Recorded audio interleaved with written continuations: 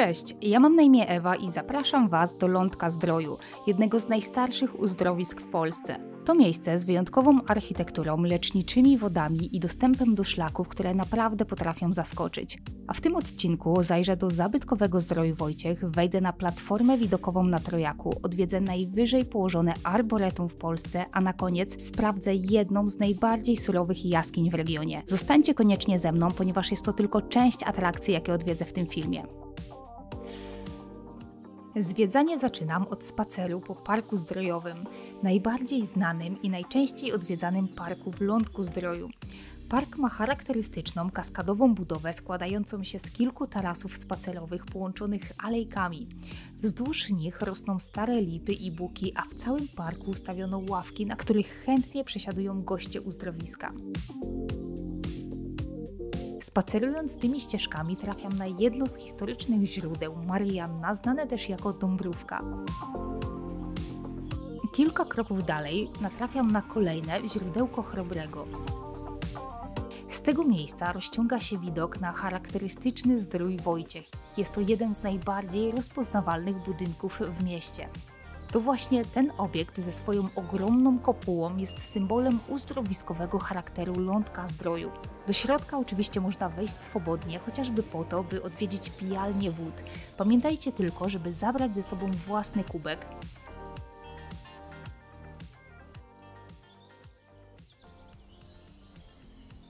Zanim ruszę dalej, zaglądam jeszcze do wiedeńskiej kawiarni Alberchthalle. Mieści się ona w dawnej hali spacerowej z XIX wieku. Dziś w jej wnętrzu działa klimatyczna kawiarnia w stylu wiedeńskim. Wybieram stolik na zewnątrz i zamawiam szarlotkę, która podobno jest najlepszą w okolicy.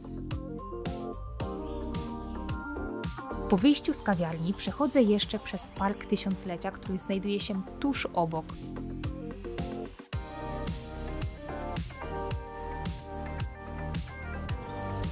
Można tutaj odnaleźć plenerową wystawę zdjęć przedstawiających historię Lądka Zdroju. Polecam się na chwilę zatrzymać i porównać archiwalne ujęcia z tym, co widać dzisiaj. Kolejnym miejscem, które postanawiam odwiedzić, jest platforma widokowa na szczycie Trojak położonym w Górach Złotych. To jedna z najpopularniejszych tras spacerowych w Lądku Zdroju, dlatego koniecznie zostańcie ze mną.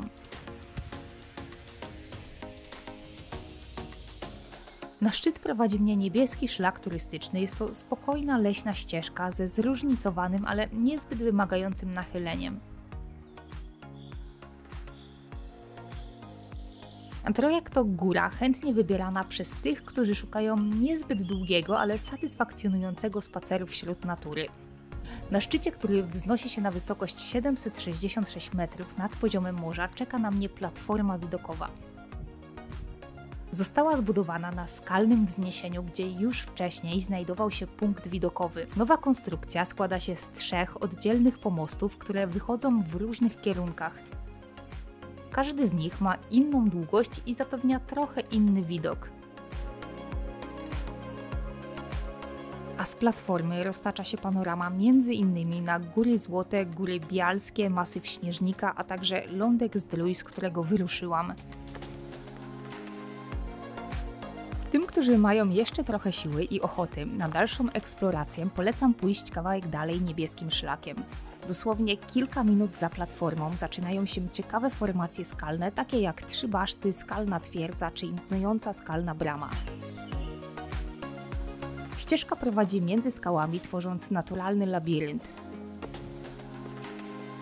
A jeśli nadal Wam mało, to po kilkunastu minutach, idąc dalej niebieskim szlakiem, po przejściu przez rozdroże zamkowe dotrzecie do ruin zamku Karpień. Co prawda zachowały się tylko fragmenty murów, ale jest tu cicho i spokojnie, a ja odnoszę wrażenie, że niewielu turystów dociera w to miejsce.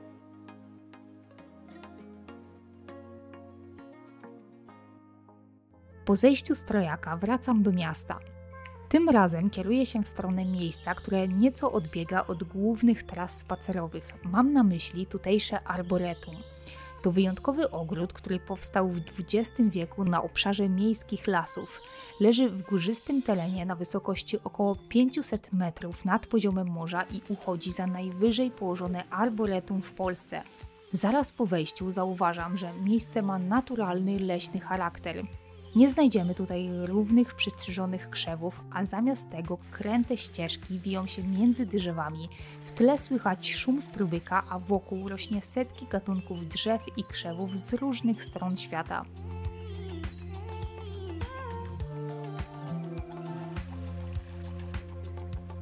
Spacerując po ścieżkach, co chwilę trafiam na drewniane mostki, tajemnicze zakątki ukryte wśród zieleni, a także ławki, z których można podziwiać ogród w zupełnej ciszy.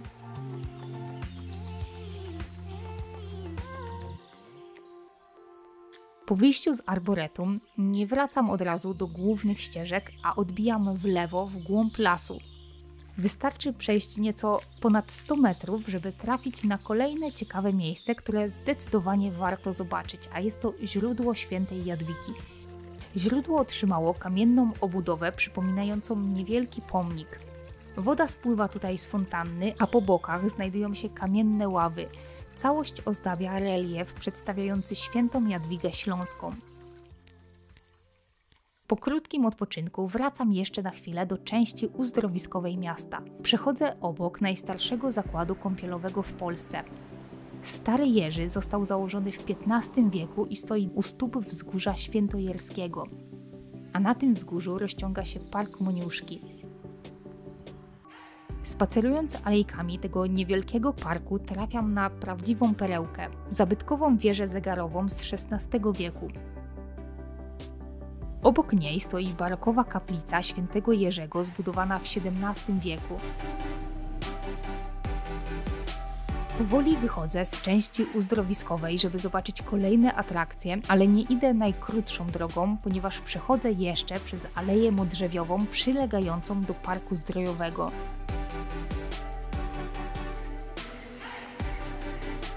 A po wyjściu z alei niemal od razu wychodzę na plac, na którym znajduje się muszla koncertowa. Po drodze moją uwagę przyciąga coś zupełnie innego niż dotychczasowe atrakcje. To unikatowy, kryty most. Łączy dwa budynki położone na przeciwnych stronach rzeki Biała Lądecka.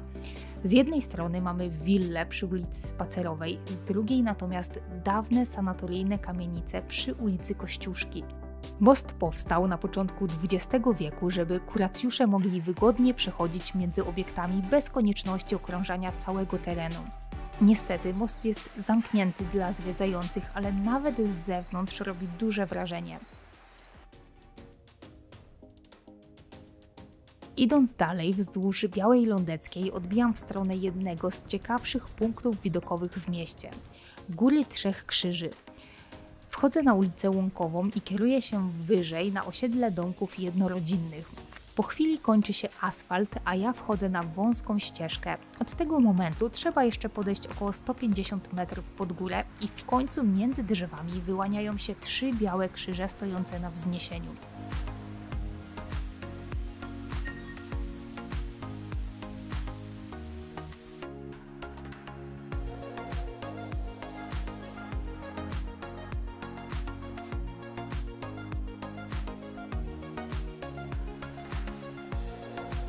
Po zejściu z Góry Trzech Krzyży wystarczy dosłownie parę minut spaceru, by znaleźć się na głównym rynku, który mimo upływu czasu zachowuje swój dawny układ. W oczy rzucają mi się renesansowe kamienice z podcieniami, a w samym środku placu stoi XIX-wieczny ratusz. Tuż obok natomiast znajduje się barokowa kolumna Trójcy Świętej. W rogu rynku możemy zauważyć kamienicę oznaczoną numerem 1. To właśnie tutaj mieszkał Michał Klar, jeden z najwybitniejszych śląskich rzeźbiarzy barokowych. Do jego dzieł należy m.in. kolumna Trójcy Świętej. Po krótkim spacerze po rynku przyszedł czas na zmianę lokalizacji. Najpierw jednak robię krótki przystanek na kawę. Zatrzymuję się w wyjątkowej kawiarni urządzonej w dawnej poczekalni zabytkowego dworca kolejowego. Myślę, że jest to idealne miejsce na chwilę odpoczynku po całodniowym zwiedzaniu. Po krótkim postoju jadę w stronę Radochowa. Tam czeka na mnie jedna z najbardziej emocjonujących atrakcji w całej okolicy – jaskinia radochowska. Auto zostawiam na sporym darmowym parkingu i dalej idę pieszo.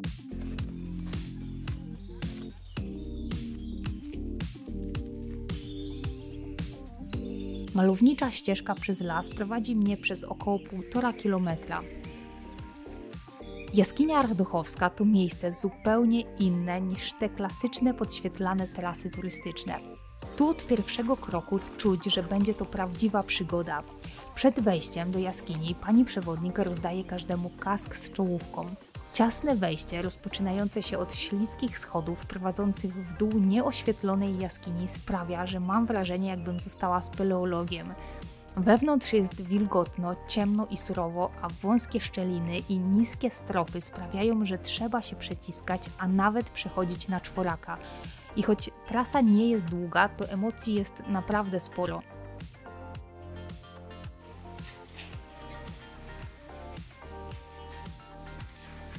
To jest pierwsza jaskinia, która dała mi aż tyle emocji. Zwiedzanie kończę z brudnymi kolanami i błotem na rękach, ale zdecydowanie było warto i naprawdę musicie tutaj zajrzeć. Chociażby ze względu na panią przewodnik, która sprawia wrażenie osoby pełnej pasji i humoru.